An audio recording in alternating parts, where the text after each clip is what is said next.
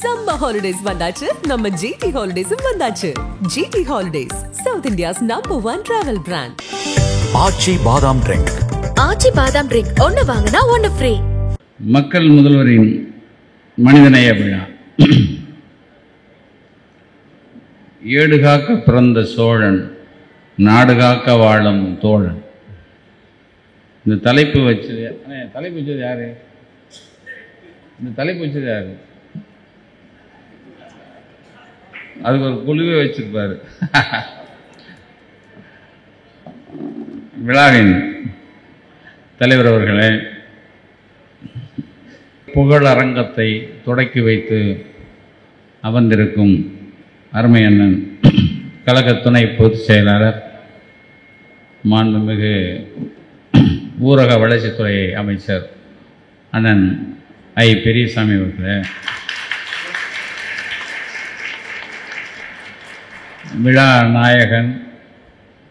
நான் இப்போ திருச்செந்தூருக்கு போனேன் சார். உண்மையிலே திருப்பதி மாதிரி பண்ணியிருக்காரு. அதுக்கு ஒரு எல்லாரும் கை தட்டணும். அதுக்கு இந்த எல்லாரும் போய் உட்காருது. எனக்கு திருப்பதி மேலே லைட்டாக ஒரு போராமல் இருக்கும். அது நிறைய பேருக்கு இருக்குது. இந்த எல்லோரும் வரிசையாக போய் ஒரு இடத்துல உட்கார வைப்பாங்களே, இது மாதிரி ஒரு இடம் உட்கார வைப்பாங்க. ஸ்டெப்பாக இருக்கும், ஃபேன்லாம் ஓடும், சேர்லாம் போட்டிருப்பாங்க. அப்புறம் கொஞ்சம் ஒரு 6 மணி நேரம் 8 மணி நேரம் உட்காரணும். மறுபடியும் வரிசையாக கைட்டு போயிடுவாங்கள்ல. இப்போ அதே மாதிரி இப்போ இங்கே கட்டிட்டார். எங்கே நம்ம திருச்செந்தூரில் இல்லை மண்டபம் உட்கார மாதிரி, அதெல்லாம் அது மாதிரி ஸ்டெப்பாக போய் உட்காந்து அடுத்தடுத்து போகிறோமா, அங்கே மாதிரி டிலே பண்ண மாட்டாங்கன்னு நினைக்கிறேன். அது மாதிரிலாம் ஒரு ரொம்ப பிரம்மாண்டமாக கட்டியிருக்காங்க. ஜூலையில் கும்பாபிஷேகம் பண்ண போகிறதா செய்தி இருக்குது.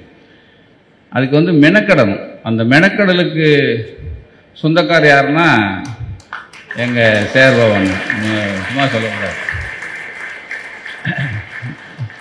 அண்ணன் சேகர்பாபு அவர்களே, இந்த விழாவின் எனது அருமை நண்பர் தமிழன் பிரசன்னா அவர்களே, முன்னாள் எம்எல்ஏ ரவிச்சந்திரன் அவர்களே, எனக்கு முன்னால் பேசி அமர்ந்திருக்கும் எங்களின் சீனியர், அவர் பிரியன் எனக்கு சீனியர்.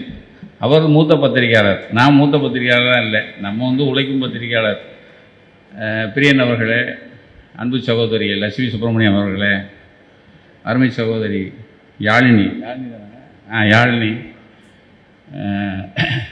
சுதாகர், பீம் மூத்தர் இருப்பாருங்க, பீம் சுதாகர் அவர்களே, மற்றும் மேடையில் அமர்ந்திருக்கும் எனக்கு முன்னால் அமர்ந்திருக்கும் கழக தோழர்களே, தோழிகளே. நான் கம்பெனி ஆர்டிஸ்ட் மாதிரி. எங்கே கூட்டம் வந்தாலும் நம்மளை கூப்பிட்ருவாங்க. அது கம்பெனி ஆர்டிஸ்ட் ஒரு 4-5 பேர் இருப்போம், எல்லாத்துக்கும் வந்துடுவோம். அப்போது திடீர்னு ஒரு நாள் நான் போன மார்ச் 22 நினச்சிட்டு ஒரு நாள் கேட்டேன், அண்ணே நாளைக்கு தானே? இல்லை அடுத்த மாதம். அடுத்த மாதமா? அண்ணன் பிறந்த நாள் மார்ச் 1 இல்லைண்ணே, ஜூன் வரைக்கும் போகுனார். ஜூன் வரைக்கும் போகும். இப்போ ஜூன் வரைக்கும் அங்கங்கே கூட்டுறது இருக்குல்ல, அது அதான் அந்த மிலிட்டன்ட்டும்பாங்க. மிலிட்டன்ட் அதாவது 4.5 வருஷம் ஆச்சு, நான் 6 மாதம் ஆகுது. அடுத்த எலெக்ஷனை பார்க்க போகிறோம். இன்னமும் அதே ஸ்ட்ரென்த்து, அதே வேகம், அதே ஓட்டம். 4.5 வருஷமாக நீங்கள் நான் போன 10 வருஷம் நம்ம ஆட்சியை பார்த்தா இருந்தோம். பார்த்தீங்கன்னா கடைசியில் தோன்றுவாங்க. கடைசி நேரம் அப்படியே தோன்று அட போங்க அப்படின்வாங்க. இப்போ அதே உத்வேகத்தில் அதே டீமு, அதே முகம், அதே மாதிரி வேகம். அதை பார்க்கும்போது இன்னும் 10 வருஷம் தாண்டும். இது அது அப்படியே அது இதுதான் பெரிய பலம். நான் உட்கார்ந்தோன்னே தட்சிணாமூர்த்தின்னு ஒரு 87 வயது ஒரு கழக தோழரை பார்த்தேன். அவர் அண்ணா காலத்துலேருந்து இருக்கார், கழகத்தில் இருக்கார். இப்போ வந்திருக்காரு, இங்கே தான் இருக்காருன்னு நினைக்கிறேன். இந்த இருக்காரு, அவர் தான். அவர் சைலண்ட்டாக உட்காந்துருக்காரு பாருங்க. எதுக்கு சொல்ல வரேன்னா, நாங்கள் போயிட்டோம் உள்ள, நானும் பிரியன்லாம் உட்காந்தோம். கதவு திறந்துருக்கு. வேகமாக போய் கதவு சாத்த ஓடுறாரு. இதாங்க ஏன் இந்த கழகம் இன்னும் நிற்கிது, இன்னும் பேசப்படுது, இவ்வளோ எதிர்கொள்ளுது அப்படிங்கிறதுக்கு இந்த உன்னதம். அப்படியே இப்போ 4வது தலைமுறை வந்துச்சு இந்த யாழினி. இப்போ அவங்களுக்கு பாட்டையா முறை தான் வேணும். அவங்களும் இந்த ரிலேகோலை எடுத்துகிட்டு ஓடுறதுக்கு தயாராகிட்டாங்க. அப்போது இந்த கழகம் இது ஏன் இன்னைக்கு வரைக்கும் நெஞ்சுரத்தோடு இருக்காங்க, நெஞ்சுரத்தோடு இந்த ஆட்சி இருக்குது அப்படின்னா, இந்த 87 வயது பெரியவர், உங்களுக்கு என்னமா வயசு கேட்கலாமா? சரி, கொஞ்சம் வயசு. இந்த 4வது தலைமுறை அவங்க. அப்போது இதை கட்டி பெரிய இந்த இரும்பு கயிறுலாம் போட்டு கட்டலை, ஒத்த நூல். நான் சொல்கிறது இந்த நூல் வேறு நூல் இல்லை, அந்த நூலில் கட்டி வச்சிருக்கிற அந்த பெரிய அந்த பலம்தான் கழக ஆட்சியினுடைய முதுகெலும்பாக நான் பார்க்குறேன். அது முக்கிய காரணம் எங்கள் ஐபி அண்ணன், நீங்கள் எங்கள் சேகர்பாபு அண்ணன் எல்லாருமே இந்த உதிரத்தை சிந்தி ஒரு கழகத்தை வளர்க்குறதுங்கிறது இதுதான் நான் பார்க்குறேன். கலைஞர் உழைப்புல அவரை மிஞ்சின ஒரு ஆள் இல்லைன்னு சொல்லுவோம். ஏன்னா கலைஞர்கிட்ட நிறைய நம்ம பாராட்டு வாங்கியிருக்கோம். அந்த கலைஞரே நம்ம முதலமைச்சரை பார்த்து சொல்லியிருப்பார், ஸ்டாலின்னா உழைப்பு உழைப்பு உழைப்பு. அதோடு இல்லாமல் உழைப்பென்றால் ஸ்டாலின், ஸ்டாலின் என்றால் உழைப்பு அப்படின்னு அவர் சொல்லியிருப்பாங்க. அந்த உழைப்பை பற்றி தான் இப்போ பேசுகிறோம். அந்த உழைப்புக்கு தான் நம்ம அந்த அதாவது ஒருத்தரை பற்றி பேசிக்கிட்டே இருக்கலாம். எங்கள் பிரியண்ணன் கவர்னரு, இந்த சட்டம், உச்சநீதிமன்றம் அப்படி கிழிச்சு போட்டார். அப்படி ஐயன் திருவள்ளுவர் ஒரு குறளில் சொல்லியிருப்பார், அஞ்சாமை ஈகை அறிவுடைமை இந்நான்கும் எஞ்சாமை வேந்தற்கு இயல்பு, வேந்தற்கு இயல்பு அப்படி. இந்த குறள் யாருக்கு பொருந்ததோ இல்லையோ நம்ம முதலமைச்சருக்கு பக்காவாக பொருந்தும். அஞ்சாமை ஈகை அறிவுடைமை இந்நான்கும், அஞ்சாமை ஈகை அறிவு உடைமை, ஊக்கம், அறிவூக்கம் சொல்வார், அறிவுடைமை சொல்ல அறிவூக்கம். அஞ்சாமைக்கு இப்போ தான் இந்தியாவே பேசிகிட்டு இருக்கு நம்ம ஆளை பற்றி. இந்தியாவே ஒரு முதலமைச்சர்னா அது போயா தமிழ்நாட்டில் போய் பாரியா, அவர் தான் முதலமைச்சர், அவர் தான் தைரியசாலி அப்படிங்கிற பேரை நீங்கள் வடக்க போய் எங்கே பஞ்சாப்லேயோ எங்கே போய் கேட்டாலும் அண்ணன் பேரை சொல்கிற அளவுக்கு இன்றைக்கி இந்தியாவே பரபரப்பாக. பார்த்தீங்கன்னா இன்றைக்கி இந்துவில் பேட்டி, முந்தா நாள் பார்த்தீங்கன்னா டைம்ஸ் ஆஃப் இந்தியாவில் பேட்டி. முன்னாடிலாம் இப்படி பேட்டி வராது, நமக்குள்ளேயே குட்டாச்செடிக்குள்ளே குதிரை ஓட்டிகிட்டு இருப்பாங்க.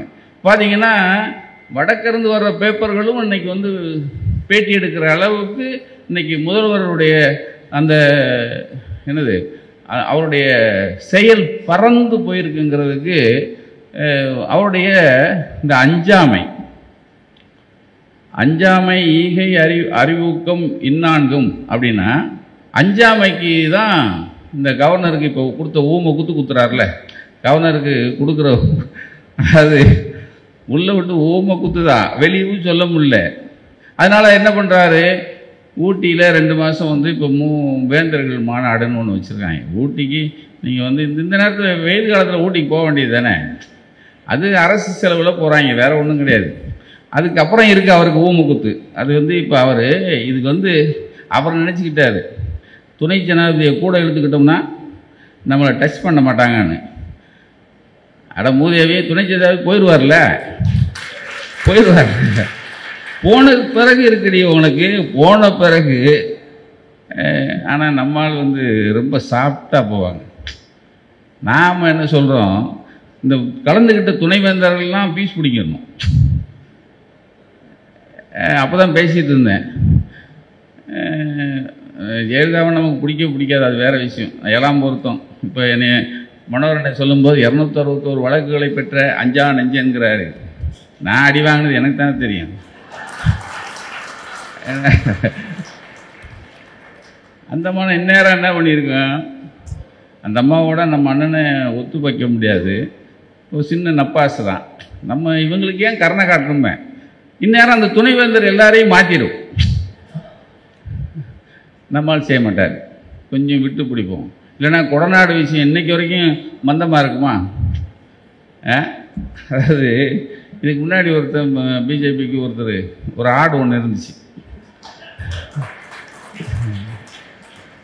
அது கதை எப்படிங்கிறீங்க? ஒரு நீதிமன்றத்தில் ஆடு திருடின ஒரு கேஸ் ஒன்று வந்துச்சான். வழக்கில் யார் ஆடு திருடினதுக்கு எதிராக இவர் கூண்டில் நிற்கிறான், ஆடு திருடினவன் கூண்டில் நிற்கிறான், எவனும் சாட்சி சொல்ல வரல. சாட்சி சொல்ல வரலன்னா நீதிபதி வழக்கு தீர்ப்பு எழுதுறாரு. இந்த மாதிரி ஆடு திருடினதுக்கு சாட்சி எதுவும் இல்லாதார் இவரை மன்னித்து விடுதலை செய்கிறேன் அப்படின்னு அந்த கூண்டில் நின்னாரான் நம்ம ஆடு. ஐயா ரொம்ப நன்றி ஐயா, வாழ்நாள் மறக்க மாட்டேன். அப்போ நான் அந்த ஆட்டை வீட்டுக்கே எடுத்து போயிடுவா அப்படின்னானா. எனக்கு திருடின ஆட்டை நான் வீட்டுக்கே எடுத்து போயிடுவானா.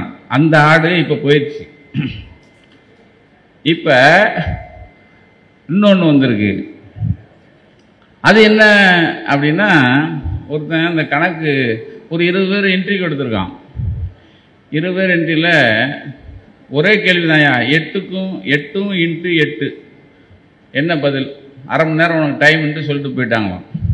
இவங்க குழம்பியிருக்காங்க. 8 × 8 அப்படின்னு அரை மணி நேரம் கழித்து ஆளுக்கு ஒரு பதில் எழுதி கொடுத்துட்டு போயிட்டாங்க. ஆனால் போனால் ஒருத்தனுக்கு முதல் தூக்கம் இல்லை. வீட்டில் போய் பிள்ளைகிட்ட கட்டுறேன், 8 × 8 64 தான்யா, இதுக்கே ஏன் குழப்பம்? ஐயோ நான் 60ன்னு எழுதியிருக்கேன்.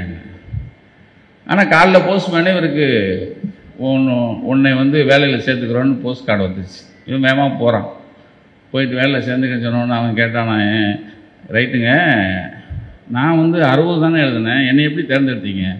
இல்லையா, மற்ற எல்லோரும் வந்து 40க்கு மேலே சொல்லலை, நீ ஒருத்தன் தான் 60ன்னு சொன்னேன், அதனால் 2 வருஷம் உன்னை பழக்கப்படுத்திடலாம், அதனால தான் உன்னை தேர்ந்தெடுத்தாங்க. அப்படி ஒருத்தனை இப்போ தேர்ந்தெடுத்திருக்காங்க. என்ன இப்போ அஞ்சாமைக்கு அத்தனை விஷயங்களை நீங்கள் வந்து முதல்வர் வந்து இன்னைக்கு ஒரு கலைஞர் எப்படி அனைத்து முதல்வர்களுக்கும் கொடி ஏற்றுற உரிமையை வாங்கி கொடுத்தாரோ அது மாதிரி 100 மடங்கு அவர் வந்து இன்னைக்கு தமிழகத்துக்கு ஒரு பெரிய பெருமையை உச்சநீதிமன்றம் மூலமாக கவர்னரை சல்லி ஆக்கிட்டார். அதாவது வேறு வழி இல்லை அவர். அதாவது நீங்கள் இந்த தைரியம் இருக்குல்ல, இந்த தைரியம் எங்கே வரும் அப்படின்னா கலைஞர்கிட்ட வரும். சும்மா வரல. ஒருத்தர் நேற்று தான் பனையூர்லேருந்து வந்தார். வந்த உடனே நேற்று ஒருத்தர் பேட்டி கொடுக்குறாரு. பனையூர்லேருந்து போயிட்டு வந்த ஒருத்தர் வெளியே பேட்டி கொடுக்குறாரு. 2 மாதங்கள் பொறுத்திருங்கள், எங்கள் போராட்டம், எங்கள் தலைவரின் போராட்டம் உங்களுக்கெல்லாம் தெளிவாக தெரியும். தலைவர் போராட்டத்தை அப்போ தான் நீங்கள் பார்க்க போகிறீங்க அப்படின்னாரு. ஏன்னா 2 மாதம் வெயில், இந்த வெயிலுக்கு உள்ளேருந்து வர முடியாது. அதுக்கப்புறம் 2 மாதம் கழித்து மழை வந்துடும். அதுக்கப்புறம் மழைன்னு சொல்லி காரணம் சொல்லிடுவாங்க. ஆனால் எனக்கு முதலமைச்சர் மாத்திரம் வேணும் அப்படின்னு ஒருத்தர் இருக்கார். ஆனால் இந்த பக்கம் பார்த்தீங்கன்னா யாருமே தூங்க கிடையாதுங்க. இப்போ அமைச்சராக இருக்கிறவங்க சரி, அவருக்கு கீழே இருக்கிற பகுதி வட்டம் யாருமே தூங்கவே கிடையாது. எங்கள் ஆள்கிட்ட கேட்பேன் நான், அண்ணன் சேகர்பவன்கிட்ட, அண்ணன் எத்தனை மணிக்கு நான் தூங்கினேன்னு கேட்பேன். எனக்கு தெரிலண்ணே. எத்தனை மணிக்கு எந்திரிச்ச தெரியாது. ஏதோ போகிற நேரம் தூங்குவேன், போகிற நேரம் எந்திரிப்பேன், போகிற நேரம் பார்த்துட்ருப்பேன். இந்த உழைப்பை 4.5 வருஷமாக இன்னும் போய்கிட்டே இருக்கு. அப்போ இந்த உழைப்புக்கு முன்னாடி அப்போ இவருக்கு தலைவர் எப்படி இருப்பார்?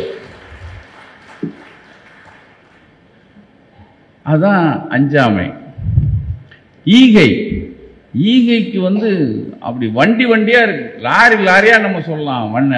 அவருடைய ஈகை குணத்துக்கு பார்த்தீங்கன்னா காலை உணவு திட்டத்துக்கு நீங்கள் வந்து இந்தியாவில் இருக்கிற அத்தனை மாநிலங்களும் திரும்பி பார்க்குது காலை உணவு திட்டத்தை.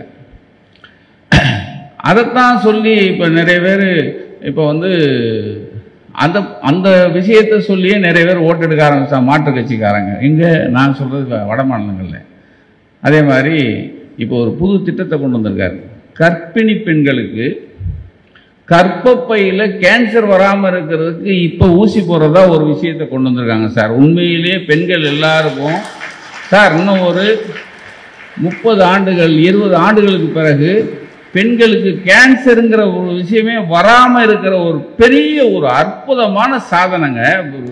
அது வந்து சாதாரண விஷயமே இல்லை.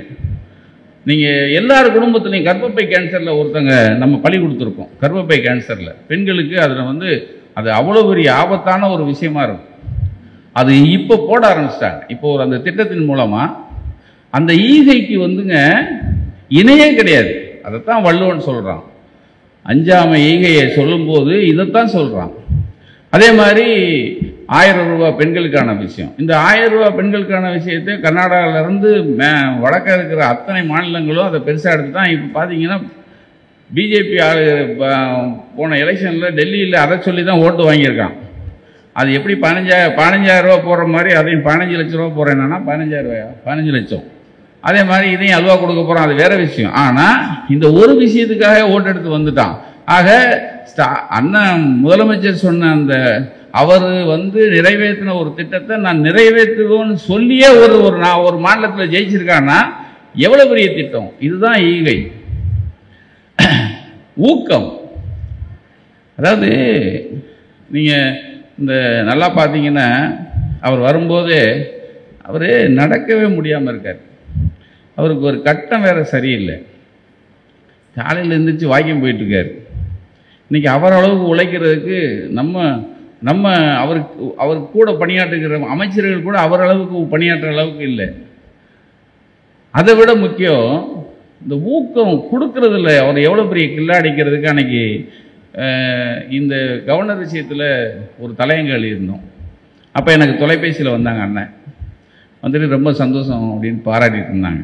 அப்போ நான் சொன்னேன், அண்ணா எனக்கு ரொம்ப பிடிச்சது சொல்லுங்கண்ணா என்னார், இந்த வழக்கை உச்சநீதிமன்றத்தில் போட்டு ஜெயிச்சு அவர் முன்னாடி வெற்றியை கொண்டு வந்து சமர்ப்பித்தவர் நம்ம அட்வொகேட் வில்சனை நீங்கள் பார்த்துருப்பீங்க, புகைப்படம் டிவியிலெல்லாம் பார்த்துருப்பீங்க. துணை பொதுச்செயலாளரும் அதாவது கழக பொதுச் செயலாளர் துரைமுருகனும் இந்த பக்கம் கழகத்தோட தலைவர் முதலமைச்சர் ஒரு பொன்னாடைய 2 பேர் சேர்ந்து அந்த வில்சனுக்கு அந்த சீனியர் அட்வொகேட் வில்சனுக்கு 2 பேர் சேர்ந்து பொன்னாடை போடுவாங்க. அதை நான் சொன்னேன், எனக்கு ரொம்ப பிடிச்சிருந்துச்சுண்ணே. அதாவது சாதாரண வெற்றி இல்லை, இந்தியாவே போற்றுற ஒரு வெற்றி, இந்தியாவே திரும்பி பார்க்குற ஒரு வெற்றியை நம்மால் ஒருத்தர் வாங்கிட்டு வந்திருக்காரு. அவரை கௌரவிக்கிற விஷயம். பக்கத்தில் அவர் நம்ம டெபுட்டி நிற்கிறார், யார் உதயநிதி தம்பி நிற்கிறாங்க உள்ள கூட. இந்த 3 பேர் சேர்ந்து ஒருத்தரை கௌரவிக்கிறாங்க. இந்த கௌரவம் அதான் ஊக்கம். அதாவது அவரும் தானும் ஊக்கமாக இருந்து தனக்காக பணியாற்றுகிறவன் ஜெயிச்சு வந்தானா, அவனுக்கு தனக்கு நல்ல விஷயம் செஞ்சானா அவனை ஊக்கப்படுத்துகிற விஷயத்தில் முதன்மையாக நிற்கிறவர் நம்ம. எனக்கு அதை சொன்னேன், எனக்கு ரொம்ப பிடிச்சிருந்துச்சுண்ணே அந்த விஷயம். அதாவது அந்த தன்மையோட வீரியத்தை நீங்கள் ஒரு புகைப்படத்தில் எல்லாம் சொல்லிட்டீங்க. அது இன்னைக்கு எந்த அளவுக்கு முக்கியங்கிற விஷயத்தையும் நீங்கள் மக்கள்கிட்ட கொண்டு போய் சேர்ந்துட்டீங்க. அதுக்கு ஒரு பாராட்டு அப்படின்னு அவர்கிட்டே பாராட்டினேன். ஆக புகழ்ச்சிக்கு அப்பாற்பட்டவர் தான் நம்ம முதல்வர். புகழ்ச்சிங்கிறது நம்ம ஏதோ வாய்க்கு அவரை 4 வார்த்தை புகழ்ந்துட்டு போகிறதல்ல இது. ஆனால் செயலில் இன்னைக்கு வரைக்கும் 4.5 வருஷத்துக்கு முன்னாடி மைக் பிடிச்சி முத்துவேல், கருணாநிதி, ஸ்டாலின் ஆகிய நான் என்னைக்கு சொன்னாரோ அன்னையிலிருந்து இன்னைக்கு வரைக்கும் தன்னுடைய வேலையை, அக்கறையை, மக்கள் மேலே வச்சிருக்கிற அக்கறையை இன்னைக்கு வரைக்கும் குறைக்கலைங்க. இன்னைக்கு வரைக்கும் குறைக்கலை. பாராட்டுறதுலையும் யாருக்கும் வஞ்சகம் இல்லாமல் பாராட்டுறது. அதனால தான் நீங்கள் நான் திருச்செந்தூர் ஏன் மிகையாக சொல்கிறேன்னா, எத்தனை 3000 எத்தனை அண்ணா கும்பாபிஷேகம் எத்தனை பண்ணி இது வரைக்கும் இல்லை மொத்தம் கும்பாபிஷேகம் ஆத்தாடி 2885 கும்பாபிஷேகம். தமிழ்நாட்டில் ஒரு ஆட்சியில இத்தனை கும்பாபிஷேகம் எவனுமே பண்ணிருமாட்டான். திராவிட மாடல் விரட்டி விரட்டி விரட்டி, அதாவது மக்களுடைய நம்பிக்கையை ஒரு பக்கம் அவங்களுக்கு அந்த அந்த நம்பிக்கை இன்னும் மெருகூட்டுற அளவுக்கு ஒரு இந்த வேகம் இருக்கு பாருங்க. இது ஒவ்வொரு துறையிலையும் இந்த வேகத்தை வேகப்படுத்துற வேலை இருக்குல்ல. அவர் கையில இந்த யானைக்கு பாகம் ஒரு குச்சி வச்சிருப்பார், அது மாதிரி. ஆக ஒரு மனிதன் தன்னுடைய ஆட்சி காலத்தில் இந்த பிரிச்சுலாம் பார்க்கறதுல, இவன் நமக்கு ஓட்டு போடல, இவனுக்கு வேணாயா, இவனுக்கு கொடுக்காத, அப்படிலாம் இல்லை. எல்லாரும் தன் மக்கள், எல்லாருமே தன்னுடைய அதாவது தான் ஆளுகிற மாநிலத்தில் எல்லாருமே அங்கமாக இருக்கிறதுனால அவங்க எல்லாருக்கும் போய் சேரணுங்கிற ஒரு விஷயத்தையும், அதே நேரத்தில் ஒன்றிய அரசு அந்த பகைமை பெரிய பகைமை எல்லாரும் எதிர்பார்த்தான். இன்னைக்கு என்ன அவங்களுக்கு மண்ணலி விழுந்துச்சுன்னா, எதிராக நிற்கிற அணியில் இப்போ மகாராஷ்டிராவும் சேர்ந்துருச்சு. பிஜேபி ஆளுகிற மகாராஷ்டிராவிலேயே இன்னைக்கு மும்மொழியை நாங்கள் எதுக்குறோன்ட்டான். இப்போ இங்கே இந்த கட்சியில் ஆள் கூடிக்கிட்டே இருக்கு. இப்போ அவன் போகிறான், அதை பார்த்துட்டு 4 பேர் இன்னும் வருவான்.